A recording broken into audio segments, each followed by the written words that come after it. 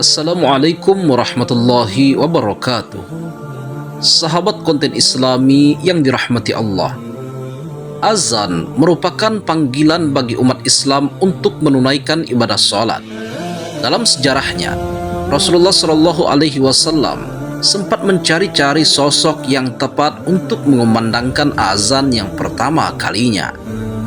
Lantas, mengapa Rasulullah Shallallahu Alaihi Wasallam mencari sosok untuk mengumandangkan azan? Mengapa bukan Rasulullah Shallallahu Alaihi Wasallam yang mengumandangkan azan? Apakah Rasulullah Shallallahu Alaihi Wasallam pernah mengumandangkan azan? Apa yang terjadi jika Rasulullah Shallallahu Alaihi Wasallam mengumandangkan azan? Tonton video ini sampai selesai supaya tidak salah paham. Rasulullah Shallallahu Alaihi Wasallam sempat kebingungan mencari sosok yang akan mengumandangkan azan. Rasulullah mencari-cari muazin untuk melantunkan azan yang pertama kalinya.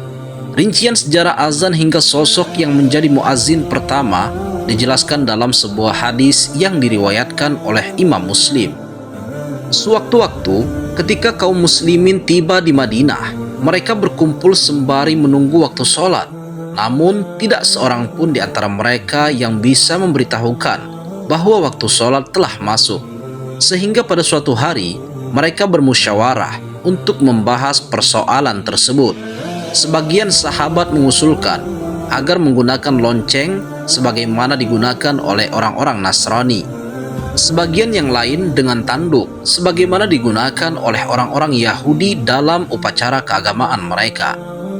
Namun sahabat Umar bin Khattab berkata, alangkah baiknya kalian menjadikan seseorang yang bertugas untuk memanggil orang-orang sholat.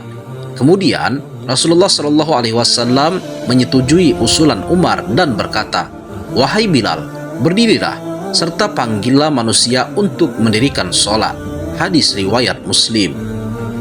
Bilal bin Rabah al-Habasi adalah sosok sahabat yang turut bersama Rasulullah Shallallahu Alaihi Wasallam melakukan hijrah ke Madinah.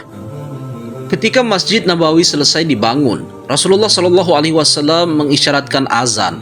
Rasulullah kemudian menunjuk Bilal untuk mengumandangkan azan. Alasannya, karena Bilal memiliki suara yang merdu. Lalu Bilal mengumandangkan azan dan menjadi muazin pertama dalam sejarah Islam. Dalam beberapa riwayat dijelaskan bahwa azan pertama kali dilafalkan pada tahun pertama Hijriyah. Sejak saat itu, azan berfungsi sebagai penanda masuknya waktu sholat bagi kaum muslimin. Biasanya, setelah mengumandangkan azan, Bilal berdiri di depan pintu rumah Rasulullah Shallallahu Alaihi Wasallam seraya berseru, "Hayya 'alas salati, hayya 'alas salati." Lalu ketika Rasulullah Shallallahu Alaihi Wasallam keluar dari rumah dan Bilal melihat Rasulullah, Bilal segera melantunkan iqamah. Kemudian, ketika Rasulullah Shallallahu Alaihi Wasallam menaklukkan kota Mekah, Rasulullah berjalan di depan pasukan muslimin bersama Bilal saat masuk ke Ka'bah. Rasulullah hanya ditemani oleh 3 orang sahabat, yaitu Utsman bin Talha, Usamah bin Zaid, dan Bilal bin Rabah. Sholat zuhur pun tiba. Ribuan orang berkumpul di sekitar Rasulullah Shallallahu Alaihi Wasallam, termasuk orang-orang kafir Quraisy yang baru masuk Islam saat itu. Pada saat-saat yang sangat bersejarah itu, Rasulullah Shallallahu Alaihi Wasallam memanggil Bilal agar naik ke atap Ka'bah untuk mengumandangkan azan. Bilal melaksanakan perintah tersebut dengan senang hati, lalu mengumandangkan azan dengan suaranya yang bersih dan jelas. Azan itu adalah azan yang pertama dikumandangkan di Makkah. Bilal memang dikenal sebagai muazin pertama dalam Islam.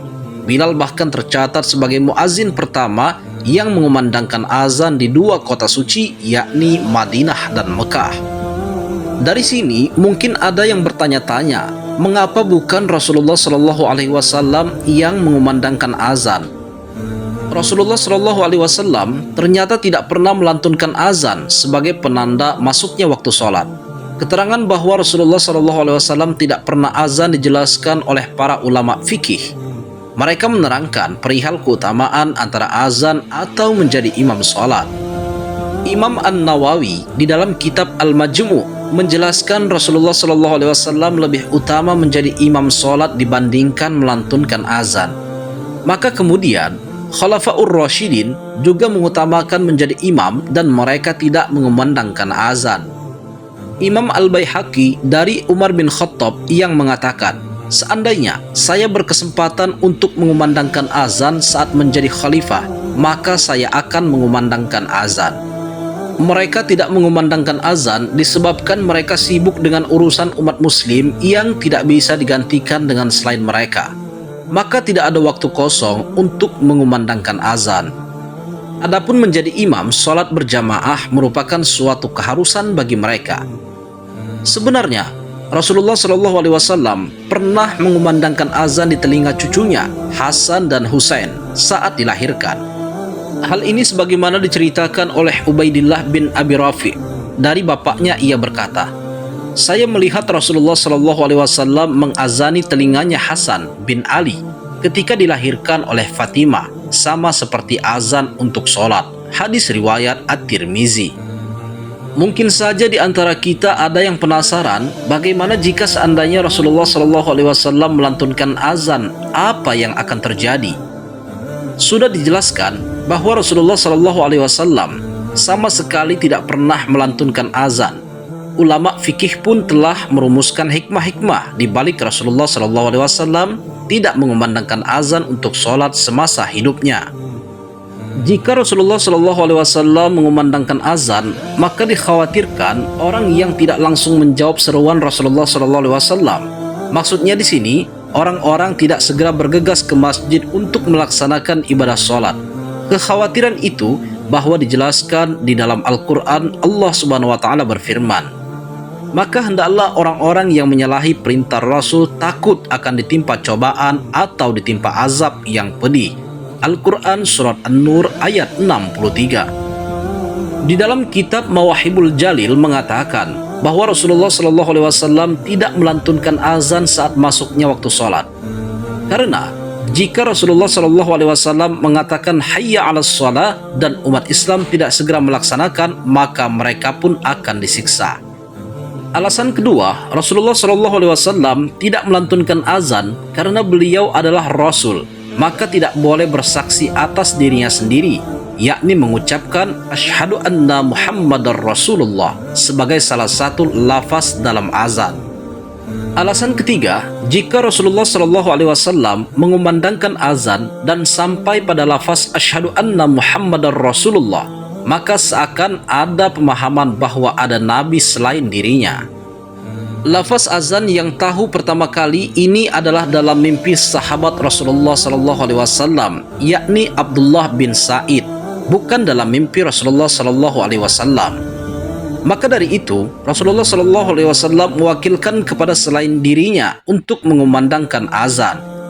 Dalam sebuah riwayat juga dijelaskan bahwa pada saat Abdullah bin Sa'id menceritakan mimpinya mengenai lafal-lafal azan itu kepada Rasulullah SAW, sahabat Umar bin Khattab pun mengakui hal yang sama. Beliau juga telah bermimpi dengan mimpi yang serupa dengan Abdullah bin Sa'id. Setelah itu Rasulullah SAW berseru sembari memuji Allah Subhanahu wa Ta'ala sebagai bentuk kegembiraan beliau dengan berita tersebut.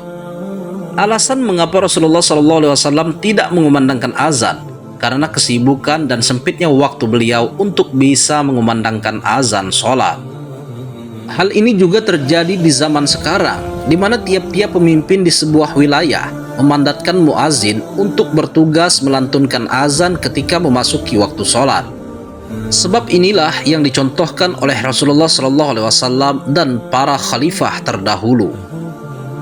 Sahabat konten Islami yang dirahmati Allah, jika Rasulullah SAW turut melantunkan azan sebagai panggilan ibadah sholat, dikhawatirkan umatnya mengabaikan seruan sholat yang dilantunkan atau yang diserukan langsung oleh Rasulullah SAW.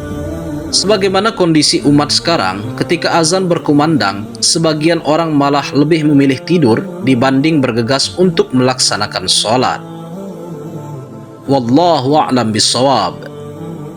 Semoga video ini bermanfaat. Jika kalian suka dengan video ini, jangan lupa untuk tekan tombol like dan subscribe. Terima kasih. Wassalamualaikum warahmatullahi wabarakatuh.